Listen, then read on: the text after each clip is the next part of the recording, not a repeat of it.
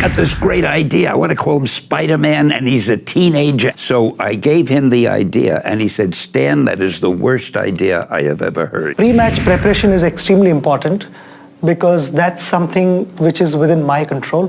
When I walk into bat, I should know that, yes, I've prepared to the best of my ability. I couldn't have done anything better. That is when I feel that I'm ready to go out and play. There is no player in the world who can actually walk out and say, today I'm going to score 100, or I will get minimum 5 wickets and come back. Sometimes it happens, sometimes it doesn't happen. But I believe in controlling the controllables, something where we don't have control on certain things. Those things you obviously cannot waste your energy in trying to figure out how can I control this. You would much rather focus all your energy on the things that you can control, get the best results possible. But making an effort is in your hands. Giving 100% is in your hands. Sometimes you end up with good results, sometimes you don't. Trying giving 100% is in your hands. That is what matters to me. We've got to try to create an electric car company. But it wasn't as though in creating these companies that we thought that we would be successful. I thought that the most likely outcome was failure. But it was still worth doing, even though the odds of success were low. In fact, even for SpaceX, originally what I started doing was not creating a rocket company, but actually was going to do a small mission to Mars, which was just a philanthropic mission where you would send a small greenhouse with seeds and dehydrated gel, and it would, upon landing, hydrate the gel, and you'd have this cool picture of green plants on a red background. And the public tends to respond to precedents and superlatives. So this would be the first life on Mars, furthest that life's ever traveled, and you'd have this great money shot of green plants on a red background. So, yeah, I thought that would get people's attention. So, but the expectation for that was no return. So I thought we wouldn't get any, we'd just spend the money on that, and it wouldn't happen. And this is a game where individuals can actually take a sequence of amino acids and figure out how the protein is going to fold. And how it folds dictates its structure and its functionality. It's very important for research in medicine, and up until now, it's been a supercomputer problem. And this game has been played by university professors and so forth, and it's literally hundreds of thousands of people came online and started playing it, and it showed that, in fact, today, the human pattern recognition machinery is better at folding proteins than the best computers. And when these individuals went and looked at who is the best protein folder in the world, it wasn't an MIT professor, it wasn't a Caltech student. It was a person from England, from Manchester, a woman, who during the day was an executive assistant at a rehab clinic, and at night was the world's best protein folder. Ladies and gentlemen, what gives me tremendous confidence in the future is the fact that we are now more empowered as individuals to take on the grand challenges of this planet. We have the tools with this exponential technology. We have the passion of the DIY innovator. We have the capital of the techno-philanthropist. And we have 3 billion new minds coming online to work with us, to solve the grand challenges, to do that which we must do. We are living into an extraordinary decades ahead. Make it part of your dream to make other people's dream come true too. You are fortunate enough to be where you are. You have a gift now. Share that gift. As I said, I was a refugee, I was an immigrant, but I used to be a native too. I was poor, I'm a little bit richer now. I was old, I was young, I'm a little bit older now. But it really doesn't matter who I was with, where I was, whether I was with the poor or with the rich, with the native or with the immigrants, with the young or with the old. People everywhere share the same dreams, the same desires. They just have different opportunities. Make it part of your dream to give them their opportunities. So do these 4 things and you'll do well. Dream big, build fast, be brilliant, and make it possible for others to have their dreams too. Thank you. One of the inspirational things that led me to starting this project was in 2005, when there was a lot of pressure being put on the G8 to raise the amount of money being put forward for poverty alleviation.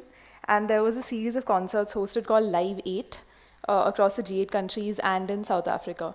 And they were in July, I think, of 2005. And I remember as a kid, like tuning into the TV and watching the concerts in different parts of the world happening everywhere, from Paris to different places, I think 10 different places. And what was most, I think, awe-inspiring from that was that I think 3 billion people tuned in to watch those different concerts. They had more than I think 1,000 musicians perform. And they, through Live 8 as well as other movements happening in different parts of the world, they did manage to double the aid that was given from, I think, 25 billion to 50. And that was sort of being someone who all through childhood was very involved with music. It helped put into perspective for me that there was a very real social dimension to what was possible through the arts. I asked myself whether traveling to Israel at a time like this and accepting a literary prize is a proper thing to do. And whether this would create the impression I supported one side in the conflict, and that I endorsed the policies of a nation that chose to unleash its overwhelming military power. Neither, of course, do I see my books subjected to a boycott. Finally, however, after careful consideration, I made up my mind to come here. One reason for my decision is that all too many people advised me not to do it. Like many other novelists, I tend to do the exact opposite of what I'm told. Yeah. Yeah, well, sometimes it gets to be really easy to sing the blues when you're supposed to be making all this much money, you know. Because, like, money it's getting to be out of hand now, you know. It's, you know, and like musicians, especially young cats, you know, they get a chance to make all this money and they say, wow, this is fantastic. And like I said before, they lose themselves and they forget about the music itself, you know. They forget about their talents. They forget about the other half of them. So therefore, you can sing a whole lot of blues. The more money you make, the more blues sometimes you can sing. But the idea is like to, you know, use all these hang-ups and all these different things, you know, as steps in life, you know. Just like drinking coffee, well, you don't drink it every day or else you go into another scene with it, you know. Like it escapes and all this. I would like you all to look at me and think to yourselves, what's different? Well, you're right. Unlike anyone else in the room, I'm not wearing any shoes. One moment, please.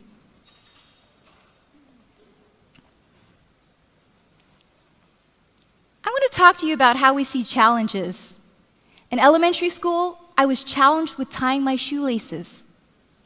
I watched as my teacher demonstrated with her hands, but once my feet were inside the shoe, I knew that the regular method wouldn't work for me. So I took my feet out of the shoes, took one shoe in front of me at a time, took the laces between my toes, over and through, and pull to tighten. One loop, over, through, and pull to tighten.